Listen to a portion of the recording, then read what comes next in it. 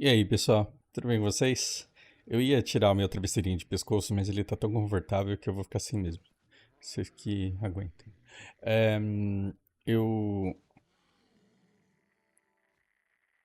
Kalin me mandou um negócio muito bom, e aí eu tava jogando MOBA e fidando muito anteontem quando eu vi, e eu falei, cara, não tô entendendo isso não. Anteontem foi um dia bastante cansativo. Não tô dizendo cansativo de ruim, mas foi bastante cansativo porque eu fiquei o dia inteiro com a Lana. Ahm, e aí, no fim do dia, eu tava muito cansado, joguei muito mal. E eu li um texto e eu falei, cara, isso daqui não tá fazendo o menor sentido pra mim. E aí, depois de dormir, aí bateu aquele negócio, né? Bateu aquela coisa de, porra, tem abril. Tem abril. O cara escreveu o negócio, você não vai entender o bagulho. Vamos ler de novo. E aí, quando eu li, falei, nossa, que negócio interessante. E filosofia é assim, né? Você pode ler e não entender, você pode ler, entender e achar, nossa, meu Deus, que profundo, que legal, que maravilhoso. Ou você pode ler e falar, nossa, meu Deus, que óbvio. Pô, o cara ficou muito tempo escrevendo uma coisa que simplesmente é. Ah, mas eu acho que você sempre sai maior de uma leitura. E quando você está com um livro bom, você sempre está com uma pessoa que sabe mais que você sobre algum determinado assunto. Esse assunto pode ser completamente não de seu interesse. Mas eu acho que você nunca sai de um bom texto pior do que quando você entrou. Difícil. Não tem como. E aí, eu trouxe esse texto aqui e aí eu pensei, que dicas que eu posso dar para as pessoas que querem ter brilho e olhar para um texto desse e falar assim, eu não tenho medo de você, né? Isso daqui é um texto de 2 páginas. E esse texto de 2 páginas pode fazer você, por exemplo, querer parar de ler. Mas se você decidir ler, eh, você pode adicionar coisas à sua bagagem que você vai usar para interpretar melhor o mundo da tua forma depois disso. E, inclusive, daqui eu tirei uma, um afago à minha própria consciência, porque eu não sei o que eu estou fazendo da- na educação da Lana. Eu só sei que eu tô fazendo o meu melhor. Mas às vezes eu questiono os meus valores e as coisas que eu coloco do mundo para ela, pensando que pode dar muito errado. Mas olhando para isso daqui, eu falei, olha, pelo menos nessa parte de proibição, eu tô indo bem. Então, dica do tio. É, cara, o Carlinho me mata de orgulho, é um cara que, assim, já deve ter me superado muito em humanas e que me agrega muito com as coisas que ele me traz. Ah, quando você for começar a ler um texto, substitua as palavras difíceis por alguma coisa que faça sentido para você. Se você chegar no fim da segunda página sem saber o que é interdito, você vai ter perdido seu tempo, porque você vai estar estudando, lendo reflexões profundas acerca de uma palavra que você não sabe o que é.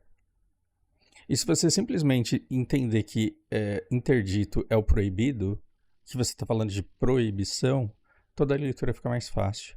E outra coisa é, toda vez que você for ler um texto, entenda a que correspondem os pronomes. Quando você não tenha dó de riscar livro. Esse negócio de, não risca, porque depois vai estragar, rabiscar livro não estraga. E você colocar uma seta de um ponto para o outro só vai agregar. Inclusive, pode facilitar a leitura de quem pegar ele depois, quando você der esse livro de presente para alguém. A pessoa pode falar assim, nossa, ele me ajudou aqui, porque ele disse que esse ela é a Maria. Isso me ajuda. Né? Então, não tenha problemas em fazer anotações do seu livro. E olha o que esse cara diz. Desculpa, Carlinhos, ficar te expondo aqui. A gente está falando de um livro de George, eu não sei, ele é francês, Bataille.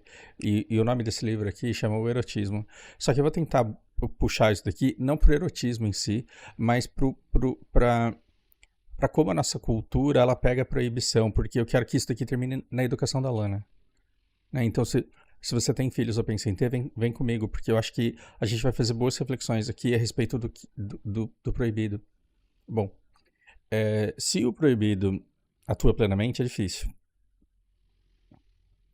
O interdito executou de antemão tarefas da ciência e difícil, né? Afastava a nossa consciência do seu objeto, que ele interdizia, furtava ao mesmo tempo a nossa consciência.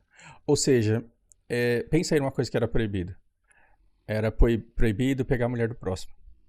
E o interdito, ele fez o que a ciência deveria fazer. Ele afastou a nossa consciência do objeto, de pegar a mulher do próximo. A gente não pega a mulher do próximo. Por quê? Porque é proibido. Então a gente não faz isso.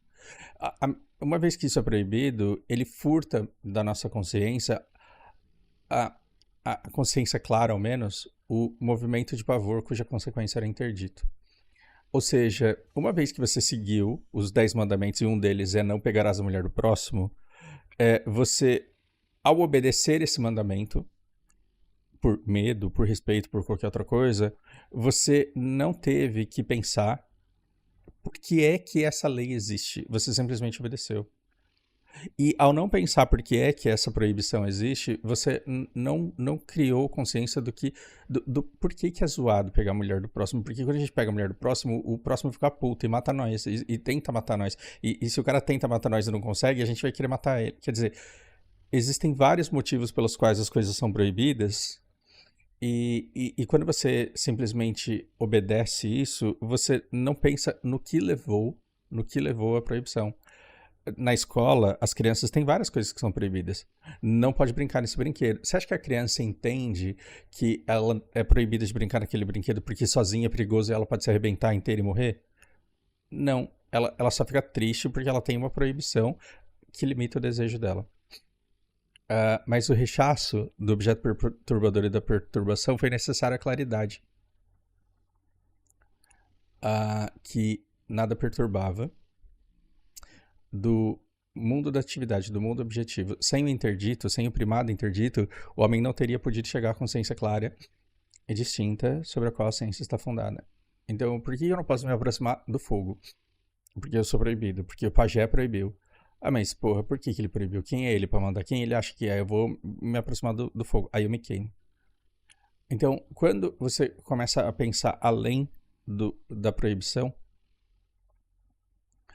você começa a entender as regras claras que regem o mundo e a relação de causa e consequência. Sem a proibição, o homem não poderia descobrir que o fogo queima. É uma maneira tosca, uma maneira pobre. Você pode interpretar esse texto aqui de maneira muito melhor do que eu. Eu estou só mostrando como é que se tem bril, mesmo que você tenha errado, e aí você vai discutir isso com outras pessoas, como os gregos faziam lá nas ágoras antigamente, e ver se foi isso que o amiguinho também entendeu, porque vocês vão poder agregar a opinião dos outros, inclusive vocês podem deixar as próprias interpretações de vocês aqui nos comentários, eu vou ficar feliz. Vou colocar aquele coraçãozinho lá, que não significa necessariamente que eu gostei do que você falou, mas que eu li, que eu respeitei. O interdito elimina a violência e nossos movimentos de violência, entre os quais aqueles que correspondem à impulsão sexual. Se você proibir o cara de pegar a mulher do próximo, o cara não vai pegar. E se o cara não pega a mulher do próximo, não tem briga, não sai facada, não sai tacar pesada na caverna ali. E os nossos movimentos de violência destroem em nós a calma ordenação sem a qual a consciência humana é inconcebível. Então, o que eu acho que eu estou entendendo aqui é que, sem um conjunto de regras básicas de Moisés falando assim, você não vai, né, não vai roubar o burrinho do próximo ali, sem isso, você não consegue suprimir a violência e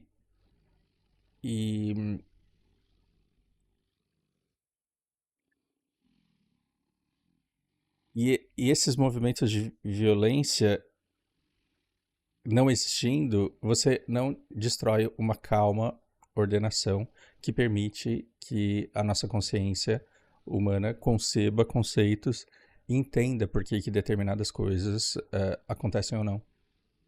Então, uma sociedade tem que estar muito boa, muito bem, ou seja, tem que ter comida para todo mundo, e tem que estar sobrando tempo para que você possa investir em ciências sociais, por exemplo.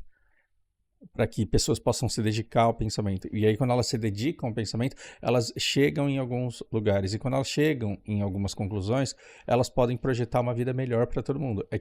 A gente tem material suficiente para fazer uma sociedade onde a vida seria melhor para todo mundo. Que a gente não tem interesse de quem tem poder sobre a sociedade, que a gente busque essa sociedade de bem-estar para todo mundo. Né? Agora, é muito interessante que essa mesma ciência social, ela sabe que quando você pega um monte de rato e coloca num lugar onde não falta comida, não falta espaço, não falta água, não falta recurso para ninguém, eles começam a se matar para ver quem é que vai comer as fêmeas. Né? Então, e talvez os seres humanos eles sejam assim também. Leia Memórias do Subsolo, de Dostoiévski, e você vai perceber que quando tudo na tua vida estiver bem, você vai dar uma maneira de arrumar sarna para se coçar e você vai arrumar problema, porque você tem que brigar e você tem que fugir, faz parte das suas necessidades humanas fazer isso. Né? E a gente só conseguiu entender isso por quê?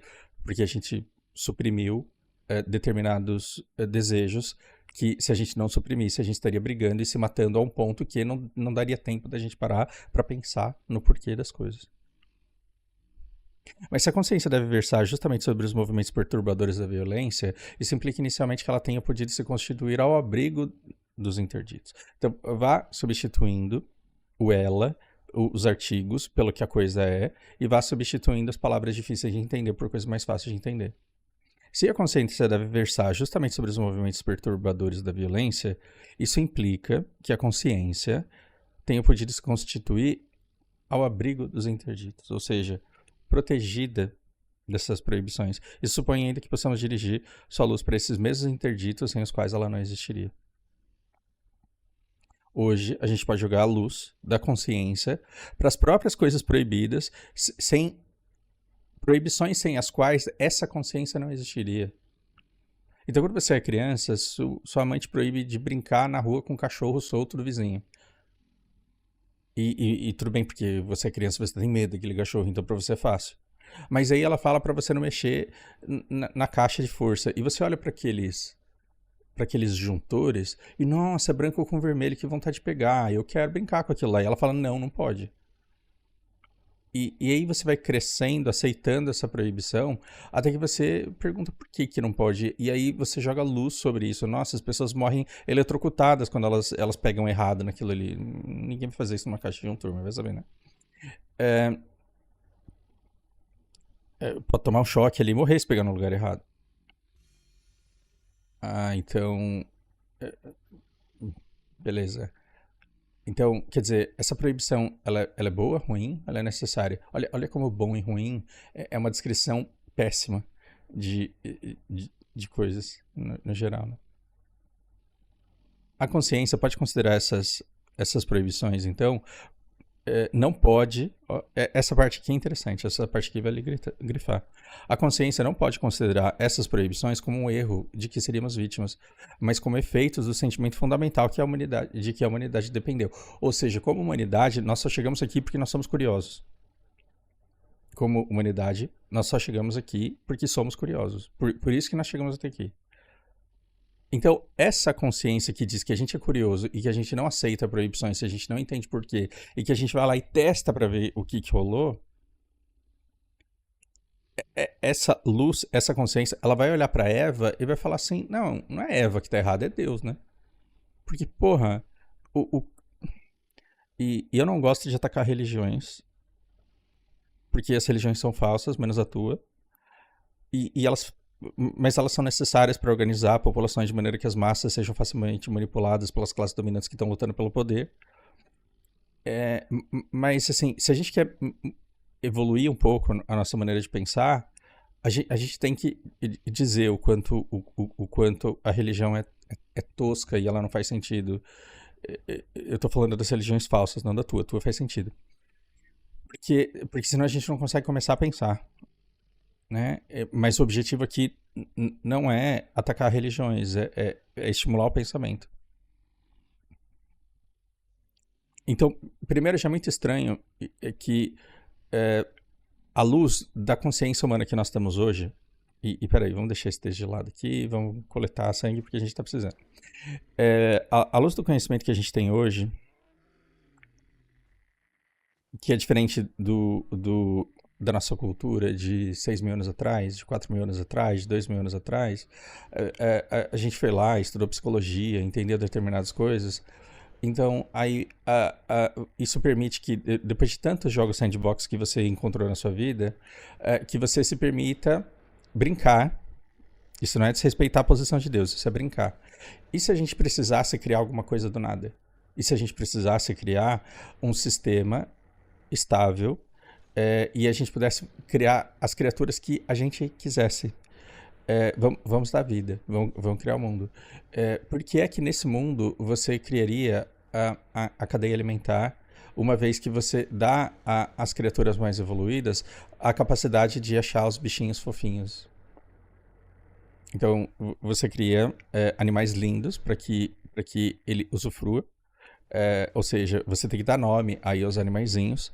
É a tua responsabilidade, você reinará sobre eles. Só que nesse mesmo reino você vai lá e cria uma cadeia alimentar.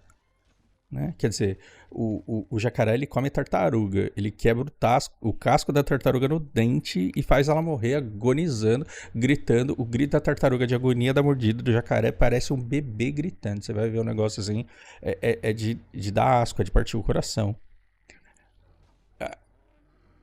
Então você cria isso. E você também cria um ser dotado de infinita curiosidade. Então, o ser humano ele tem um cérebro gigantesco, uma cabeçona grande, né? Alguns com uma cabeça maior que a dos outros, né? Olha pro tamanho da minha, eu preciso de um apoio do pescoço, porque senão ela cai pro lado e eu quebro o pescoço.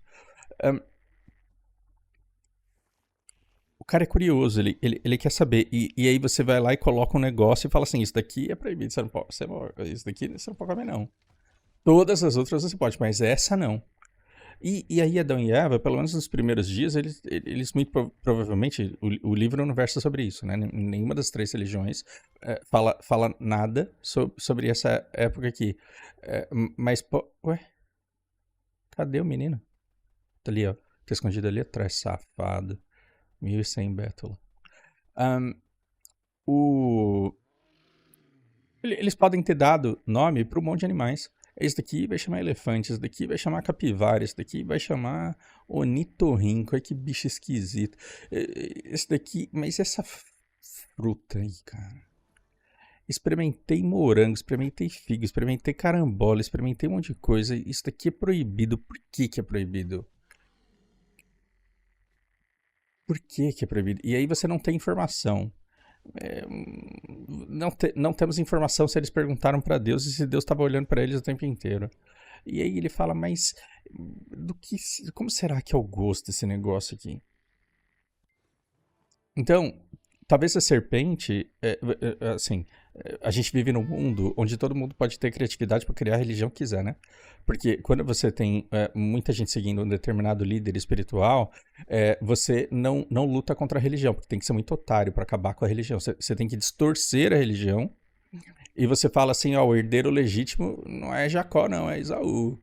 O herdeiro legítimo não é Isaac, não, é Ismael.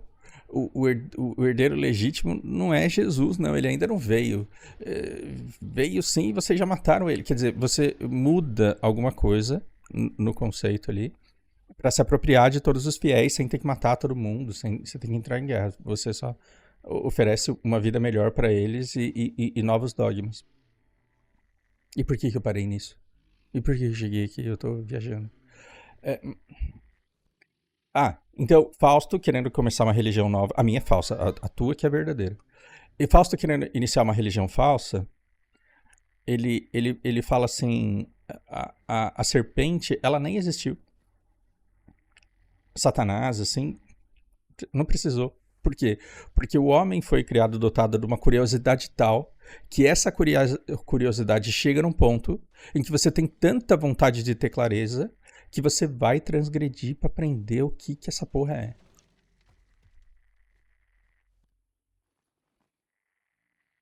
Não pode transar, proibido, tá bom. Quando você tem 9 anos é fácil não transar, né? Não pode transar com 11 anos. Foda-se, tem coisa melhor pra fazer, tem coisa melhor pra brincar. Com 15 anos, porra, tem que ter uma recompensa muito boa do outro lado do mundo pra eu não transar, né? Porque eu tô com vontade aqui, né? Uma vontade que vem de fora de mim. Tá difícil controlar meus hormônios. Com 18 anos, você tá pensando assim, porra, será que o inferno é tão ruim assim? Porque você tem curiosidade. Meu Deus, imagina tá dentro de uma mulher. Deve ser muito bom esse negócio, eu quero experimentar. E aí, essa necessidade de clareza. E aí você pergunta pro pastor, pra avó, você pergunta pra professora, assim, qual que é o problema em transar? Ah, você pode pegar uma DST, você pode pegar. Só que chega uma hora que a dor de não transar é maior do que qualquer consequência que transar possa te trazer. E aí você vai lá e transgride. E aí você vai lá e transgride. Mas aí eu avancei no texto demais. Onde a gente estava? Ah, essa consciência ela deve versar justamente sobre os movimentos perturbadores da violência. Isso implica que a consciência tenha podido constituir protegida das proibições. Isso supõe ainda que possamos dirigir a luz dessa consciência para essas mesmas proibições, porque proibições sem as quais essa consciência não existiria. A consciência não pode, então, considerá-los como um erro de que seríamos vítimas, mas como efeitos do sentimento fundamental de que a humanidade dependeu. Ou seja, dependemos de nossa curiosidade e chegamos ao nível de consciência tal que temos que admitir que onde quer que existam seres humanos, eles transam. E onde quer que você deixe uma criança e diga pra ela, com esse brinquedo aqui você não pode brincar, e você sai da sala, não é maldade. A natureza humana é de ser curioso, de investigar e de tentar descobrir. E então, quando você exige que essa criança não tenha curiosidade, você está esperando dela algo que ela não foi criada para ser. Né? É a mesma coisa de eu bater na Lana e deserdá-la porque ela não voa. E isso aqui a religião faz com você. E por que a religião é ótima? Porque não tem como você estar certo. Não tem como você estar certo. Você é um ser transante. Então você entra na igreja, você falando, não vou transar, porque não vou decepcionar minha avó, não vou decepcionar minha mãe, não vou decepcionar o pastor, eu não vou transar, eu não vou transar. E aí você fica 18, 19, 20, 21. Começou nos 15 lá, né? 14, 32, 33, 30. Chega um dia que aparece uma mulher na tua frente. E aí você descobre que só de pensar você já tá errado. Fodeu. Então, é muito bom porque quando você convence uma pessoa a fazer parte de uma religião, ela já te deve só de ter entrado nela. E, e ela já tá errada, ela já tá te devendo, e ela já deve penitências, e portanto ela deve se submeter a você só pelo fato dela ter entrado nessa religião. A verdade dessas proibições é a chave da nossa atitude humana. Se você entende como funciona a curiosidade humana e o ímpeto de transgressão, você tem a chave para entender o que nós somos. Nós podemos saber com exatidão que os interditos não são impostos de fora. Muito interessante isso. Vamos repetir. Vamos ter brio. Nós podemos saber com exatidão que os interditos eles não são impostos de fora. Isso nos aparece na angústia, no momento em que transgredimos o interdito. Sobretudo, no momento suspenso em que ele ainda atua. Isso aqui é maravilhoso. Isso aqui é maravilhoso, porque eu posso estar interpretando errado, e eu posso estar passando vergonha na internet, né? E tem gente muito provavelmente especializada na obra desse cara que vai ter um derrame aqui. Mas o que eu entendo disso? A proibição, o efeito da proibição em você não é de fora, não é em quem proibiu, não é Deus, não é o pai, não é a mãe, não é o chefe, não é. Não. A angústia, ela não vem de fora, ela vem de você mesmo. E quando você vai transgredir, bate aquela angústia, puta, sério que eu vou fazer isso? Será que eu vou pegar uma mulher casada? Não. Sou um merda, mas, meu Deus, olha como eu sou... No entanto, quando transgredimos o interdito, sobretudo no momento suspenso em que ele ainda atua, você pegou a mulher casada, você levou ela pro motel, ela deitou na cama, aí você olha pra mulher e você fala assim, Deus, eu não pequei ainda, Senhor. Depende da religião falsa de cada um, menos a tua.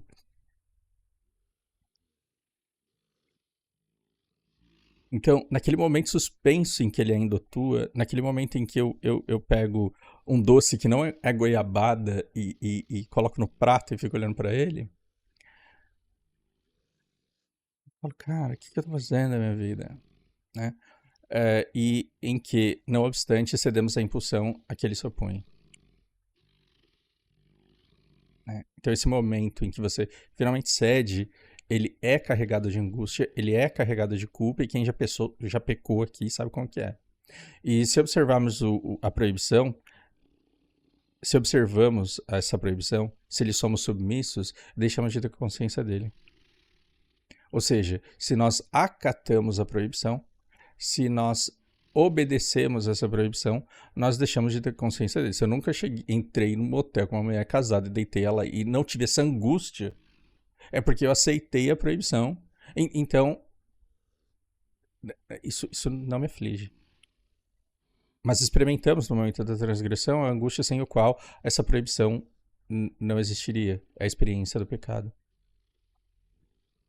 A experiência conduz à transgressão acabada. Nossa, isso é gozoso. E a transgressão bem-sucedida, que conservando essa proibição, conserva-o para dele gozar.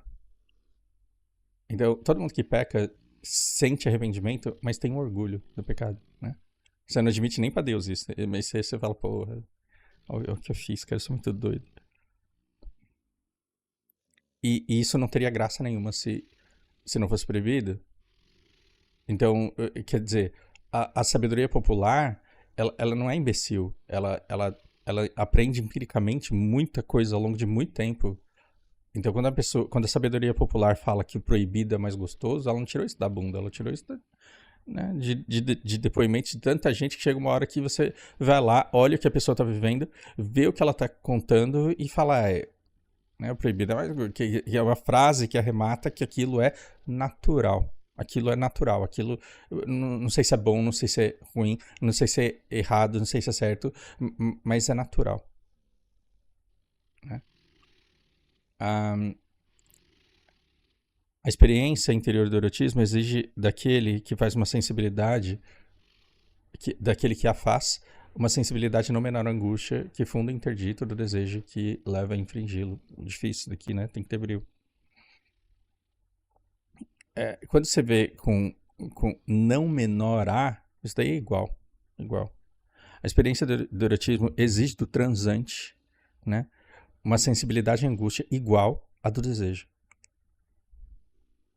Então, você tem que querer muita coisa e tem que achar aquilo muito errado para que esse sentimento seja tremendamente erótico.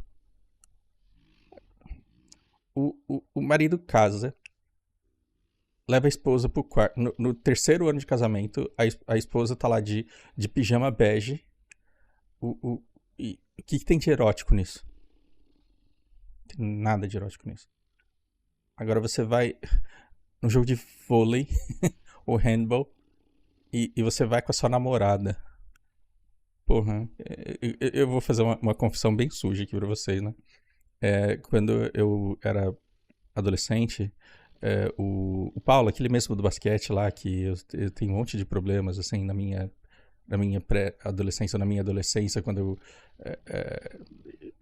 eu tive, por efeito de bullying, de várias outras coisas, de várias coisas que estavam acontecendo na minha família, eu travei no basquete e não conseguia mais jogar. Esse mesmo Paulo, ele ficava falando que eu tinha uma viadagem enrustida, porque toda menina que eu gostava, ela fazia natação, ou jogava vôlei, ou jogava handball na escola. E as meninas, elas tinham uma estrutura de ombro, assim, mas eu achava lindo, porque a menina que joga handebol ou vôlei ou faz natação, ela tem uma estrutura, ela tem uma postura mais enfim, eu tinha o tipo de menina que me chamava atenção e que eu vivia falando. E aí ele dizia que isso era viadagem embutida porque eu gostava de ombro largo. É, o erotismo, ele tá quando você entra num lugar que você deveria, sei lá, é, assistir porque você gosta de vôlei, ou porque você gosta de handebol, ou porque sua amiga tá lá, junto com as amigas, né? Deveria ser isso, mas você tem um desejo tão grande, nivelado com uma proibição tão grande, que qualquer movimento ali pra você se torna extremamente erótico. E o erotismo, ele tem necessariamente que ter esse lado da transgressão, senão ele não faz sentido, né? Via de regra, os seus contos eróticos aí, eles têm as histórias mais doidas, mais loucas, e todas elas são de pecado. Pecado. É, é a sensibilidade religiosa que liga sempre estreitamente o desejo e o pavor, o prazer intenso e a angústia. Olha que interessante. Você tá transando, é a melhor coisa do mundo. Você fala, meu Deus, o que eu tô fazendo? Eu sou muito doido. Aqueles que ignoram, e essa parte eu achei bem legal, ou só experimentam furtivamente os sentimentos da angústia, da náusea, de horror, comuns às mocinhas do século passado, não lhes são suscetíveis. Ou seja, se você não tem angústia, você não está suscetível ao erotismo. Pode até não ser ao erotismo que esse Lies aqui se refere, né? E o mesmo se dá àqueles que se deixam limitar por tais sentimentos.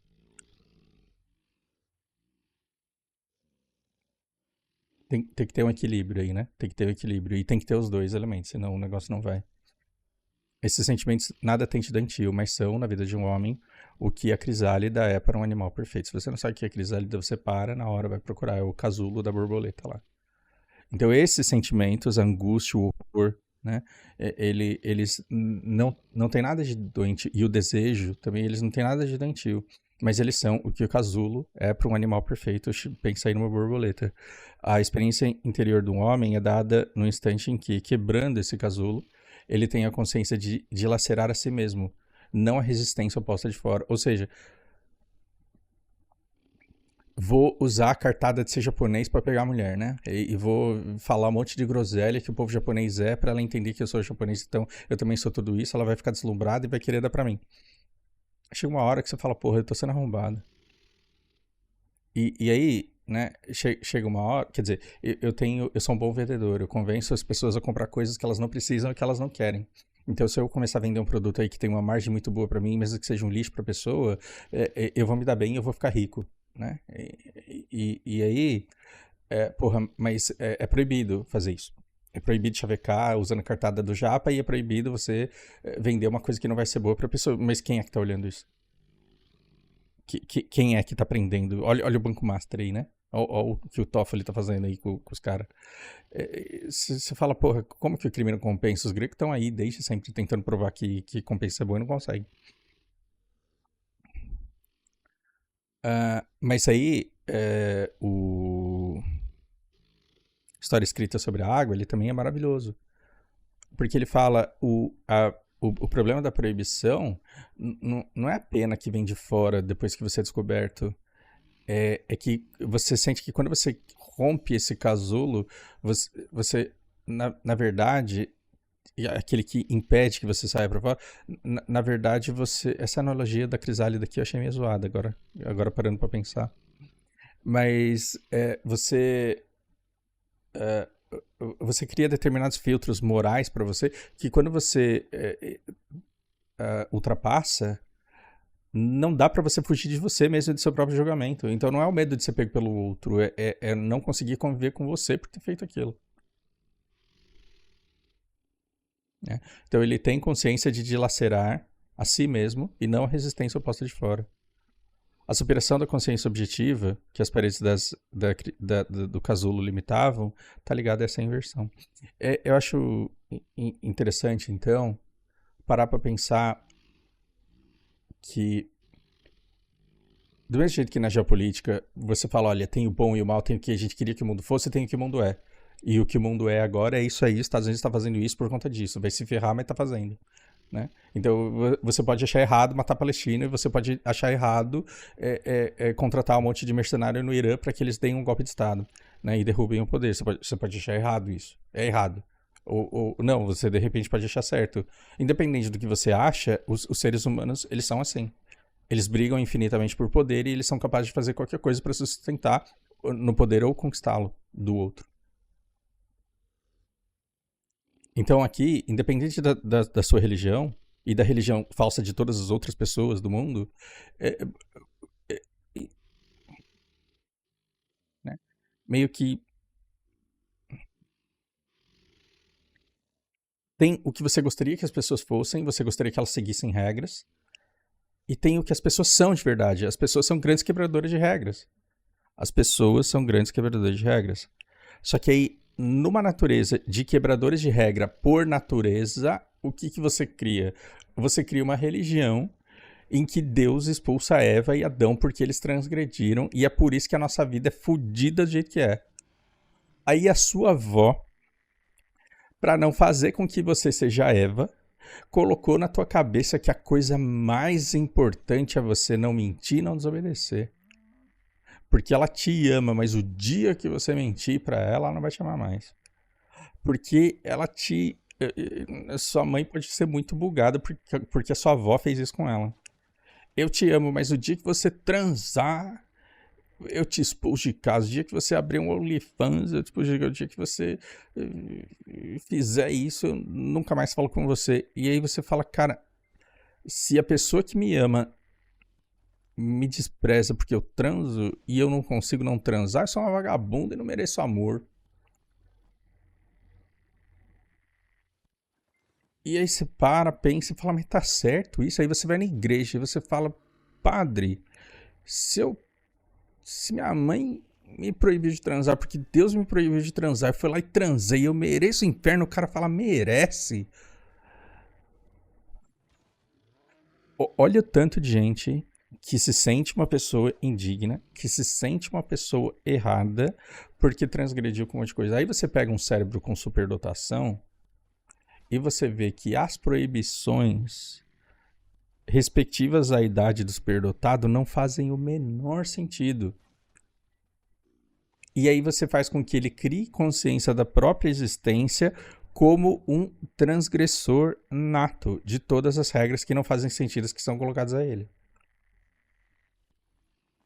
E aí você fica colocando na cabeça dessa criança que ela não merece nada porque ela mente, porque ela engana e porque ela desobedece. Olha que interessante. Então, o que eu faço com a Lana? O que eu faço com a Lana é proibi-la de fazer determinadas coisas e dizer que determinadas coisas são muito feias. E eu falo, é muito feio xingar. Aí eu tô jogando HOTS. Dá 10 minutos, que eu falo arrombado? Ela fala, pai, é muito feio. Eu falo, filho. Então o que eu tô mostrando pra ela? Que existem pecados e que eu transgrido. Eu transgrido o tempo inteiro. E eu transgrido tentando ser melhor e não consigo. Pra quê? Para que ela entenda que as transgressões dela não vão levar a uma frustração tão grande que coloque o amor que eu tenho por ela em jogo. E talvez esse seja o maior presente que eu posso dar para a educação dessa criança. Minha filha, você não pode mentir. Aí ela mente, porque crianças mentem. Crianças mentem. Né? Então eu chego, ela me pede Coca-Cola no domingo. Eu falei, você tomou Coca-Cola na sexta-feira? Ela fala, não. É fácil identificar uma criança que está mentindo, especialmente porque ela não gosta de fazer isso. Aí eu olho pro olhinho dela com uma cara, não de raiva, mas de sarcasmo. E eu falo, você tem certeza? Aí ela desconversa e fala, bebi, pai, eu vou querer suquinho. É isso. Quando ela fala, bebi, pai, eu vou querer suco, ou seja, não vou tomar Coca-Cola no domingo porque eu já tomei na sexta com a minha mãe, ela entende que isso não a levou ao desamor, isso não levou a castigo e que isso não levou a desprezo. Então, a gente vai nutrindo uma relação de confiança não baseada no medo e na punição. E isso é bem diferente do que a nossa cultura nos impõe. Dizendo que existem proibições e quando você transgride, você mostra que você não tem caráter. E isso não seria possível. Não seria possível que uma cultura de escravatura como a nossa tivesse uma crença dessa e fosse bem sucedida em implantar uma crença dessa na cabeça das pessoas se a religião não fosse a cristã. E isso não tem nada a ver com Deus. E não tem nada a ver com o cristianismo ser a religião verdadeira ou não. Porque a gente está olhando para além das proibições, buscando consciência de como as coisas funcionam, não como a gente gostaria que fosse. Por que a gente está sofrendo nesse mundo aqui? Porque o mundo não é como Deus gostaria que fosse. Porque ele fez uma coisa e queria que essa coisa fosse outra coisa. E é por isso que a gente está se fudendo aqui, né? Porque você é um pecador. Você não merece porra nenhuma, você depende da compaixão, do perdão do outro que criou um ser curioso e que não consegue tancar a curiosidade do próprio ser que criou. É diferente da Lana que nasceu pra mim e pros outros pais dela e pra mãe dela. É diferente da Lana que nasceu e eu olhei pra aquele bebê de 6 meses e falei, eu quero cuidar dessa criança até ela ser uma adulta. Não. Deus criou do jeito que ele quis o ser humano e ele colocou lá desejo e curiosidade e ele falou, não é o que eu queria, você é uma merda, você me machuca porque você não corresponde às minhas expectativas, portanto merece se foder. Então, a última coisa que eu quero no mundo é dar uma educação merda dessa, porque essa cultura é merda. É merda. Dar uma educação para essa criança de que a curiosidade dela deve ter como consequência a punição. Não posso fazer isso com essa criança. Então, quando ela me vê cortando tomate, o que ela quer fazer? Ela quer cortar tomate e eu falo, filha, essa faca é muito afiada. E eu não vou deixar você fazer isso sozinha. E aí eu crio uma proibição. Eu falo, você não vai mexer em faca sozinho. Mas essa proibição, ela só faz sentido se eu permitir que ela mate a curiosidade de entender como que uma faca funciona, estando ao lado dela quando ela usa a faca. Então eu pego uma tábua, eu pego um tomate, falo para ela lavar a mão, pego a mãozinha esquerda dela, coloco no tomate, pego a mãozinha direita dela, coloco no cabo, e eu faço um movimento. E ela fala, pai, eu quero fazer sozinha. Eu falo, tá bom, uma vez que eu sei que a sua mão está fora de risco, você pega a faca com a outra e corta. E ela corta, e é uma experiência sensorial que para ela não tem preço. Né? Vai ver aí como que são as experiências sensoriais de autista. Então ela corta o tomate e ela sente um enorme prazer. Eu estou fazendo o que meu pai faz. Eu estou ajudando meu pai. Eu estou me tornando capaz de ajudar ele a fazer o almoço porque ele faz o almoço para mim. E eu tô conseguindo cortar uma coisa com uma faca muito amolada. E ela fala, pai, eu consegui. Eu falei, sim. É questão de tempo até você lidar com faca. Assim como é questão de tempo, é uma questão de tempo até você dirigir sozinho. Só que ainda não está na hora. E enquanto ainda não estiver na hora, eu vou ficar com você quando você for cortar. Então, essa é a proibição. Você só vai mexer nessa faca quando eu estiver com você. Só que é diferente de você só vai mexer nessa faca quando eu estiver com você, e aí eu mexo toda vez que eu vou fazer o tomate para salada. E você só vai mexer nessa faca quando eu estiver com você, e isso nunca acontece. Passar um mês, pai, eu quero cortar. Não, você vai fazer isso quando eu fizer com você e não faço. 2 meses, pai, eu quero cortar com a faca.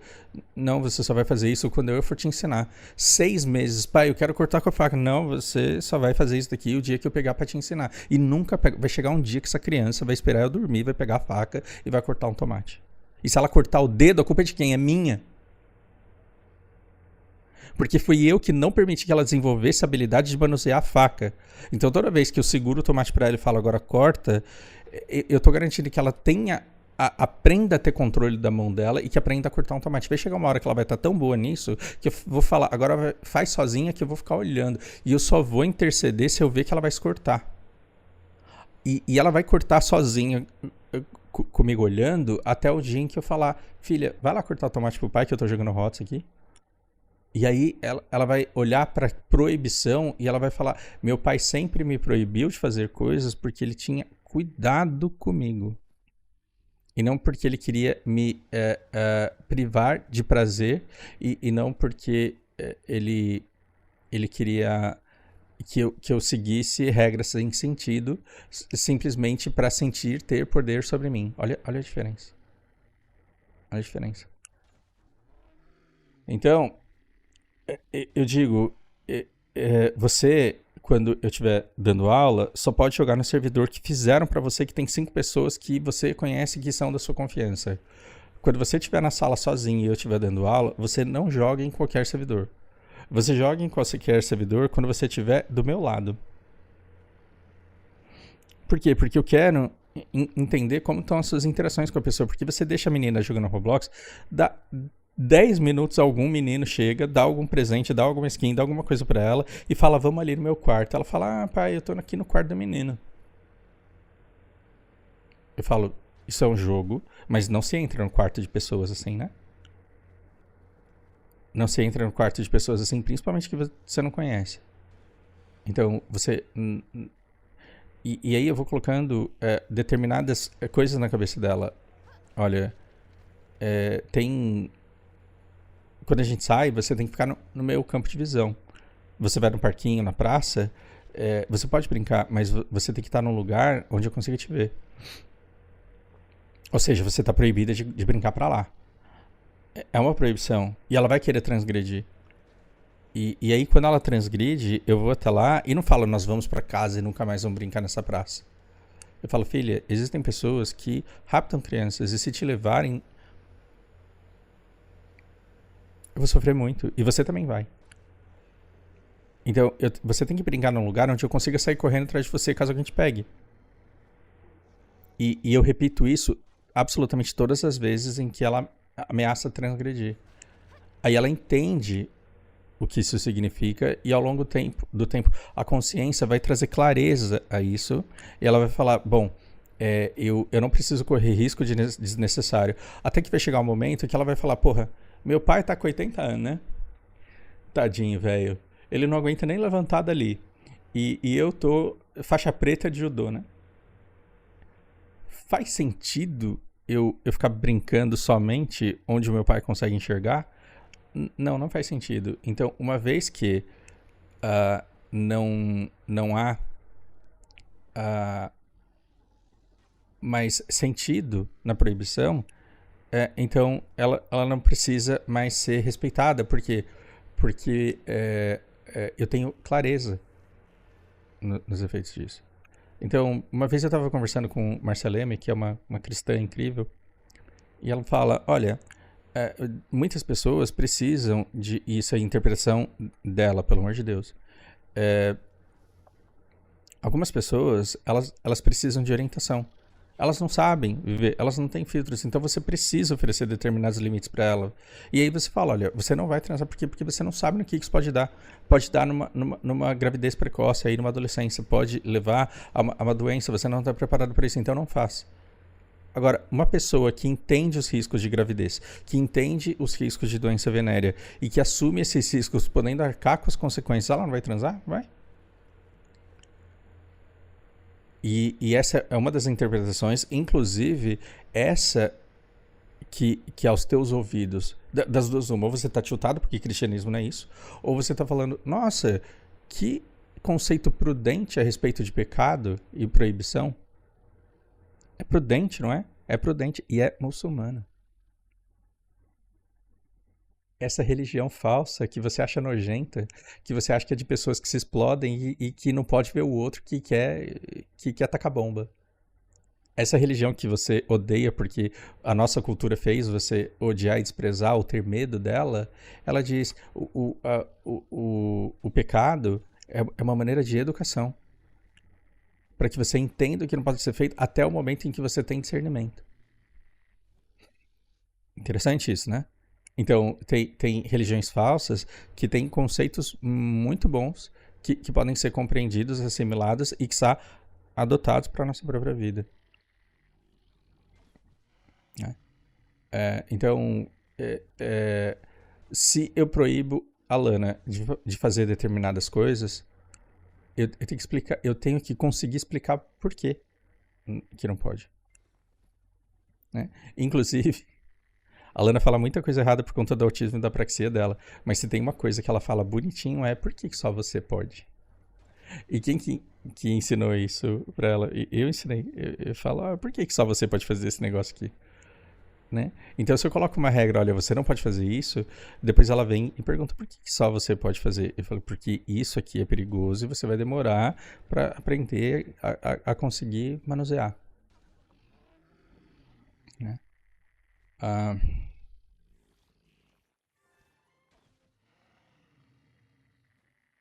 eu não sei.